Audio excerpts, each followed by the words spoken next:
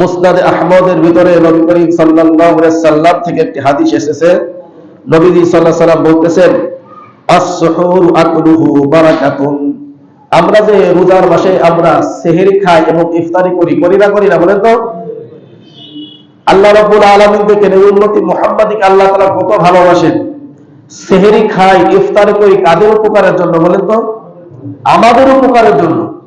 কিন্তু এই খাওয়াটাকেও আল্লাহ তাআলা ইবাদত বলে গণ্য করেছেন। সকলে বলুন সুবহানাল্লাহ।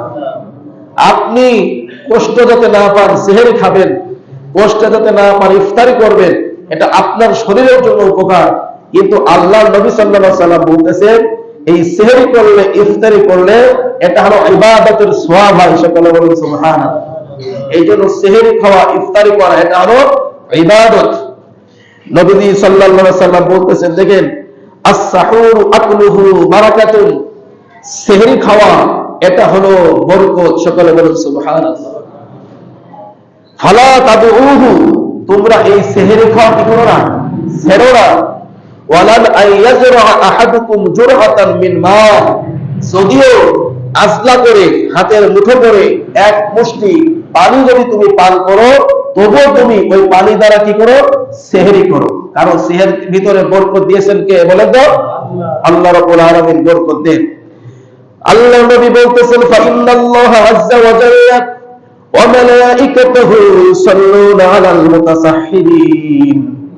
নবী করিম সাল্লাল্লাহু আলাইহি ওয়াসাল্লাম বলতেছেন, ফাইন্নাল্লাহা আযজা ওয়া জাল্লা, কেননা আল্লাহ রাব্বুল আলামিন ওয়া মালাইকাতুহু এবং ফেরেশতারা ইউসাল্লুনা আলাল মুতাসাহহিরিন, যারা সেহরি করে এদের উপরে আল্লাহ তাআলা রহমত নাযিল করেন। সকলে বলুন সুবহানাল্লাহ। এবং ফেরেশতারা তাদের জন্য অনবরত দোয়া করতে থাকে। সেহরি খাওয়া এত বড় গুরুত্বপূর্ণ ফজিলতের কথা নবী করিম সাল্লাল্লাহু আলাইহি ওয়াসাল্লাম বলতেছেন। তবে সেহরি খাইতে হবে কোন পর্যন্ত? ফজরের আগ পর্যন্ত।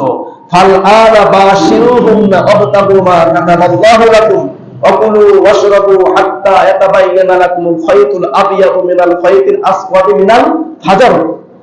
তাহলে আমরা সেহরি খাবো, ইফতার সেহরি খাবো, খানা পিনা করব কোন পর্যন্ত? ফজরের আগ পর্যন্ত। ফজর যখন হয়ে যাবে আর কোনো খানা পিনা খাওয়া যাবে না। তবে কিছু কিছু মানুষ বর্তমান ফতোয়া বের করেছে, আজান হয়ে গেছে, তুমি যদি সেহরি না খেয়ে নাও তাহলে তুমি সেহরি খেয়ে নাও। সকলে বলে নাউজুবিল্লাহ। সেহরি খাইতে হবে সময়ের মধ্যে। সময় যখন পার হয়ে যাবে, ফজর যখন হয়ে যাবে, ফজরের আজান যখন হয়ে যাবে, আর সেহরি খাওয়ার কোনো কি নেই, সুযোগ নাই। ওটা আল্লাহ রাসূল সাল্লাল্লাহু আলাইহি ওয়াসাল্লাম ফজিলত বর্ণনা করেছেন। সুতরাং যদি সময়ের পরে, ফজরের পরে যদি কেউ সেহরি খায়, তার রোজা হবে না হবে না? হবে না। আল্লাহ রাব্বুল আলামিন বলতেছেন ফজরের আগ পর্যন্ত। সুতরাং ফজর যখন হয়ে যাবে তখন আর সেহরি খাওয়ার কোনো কি নেই, সুযোগ নেই। এটা কার অর্ডার বলেন তো?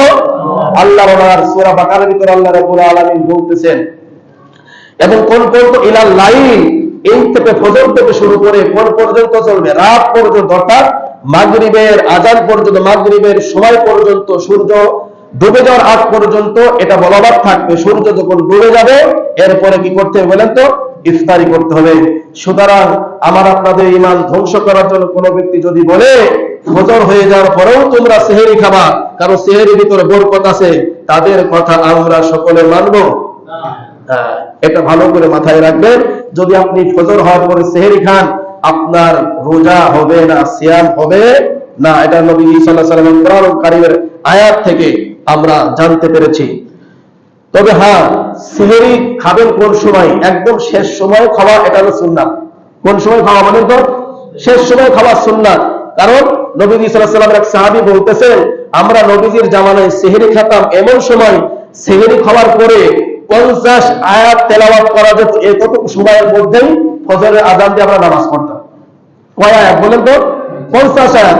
এই জন্য হাদিস থেকে আমরা পাই যে আমরা সেহরি খাবো শেষ সময়ে। শেষ সময়ে সেহরি খাওয়া এটা হলো সবথেকে উত্তম। ফরজ ওয়াজিব কিছুই না, উত্তম। কথা বলছেন? এই জন্য আমরা শেষ রাতে সেহরি খাওয়ার কি করব? চেষ্টা করব।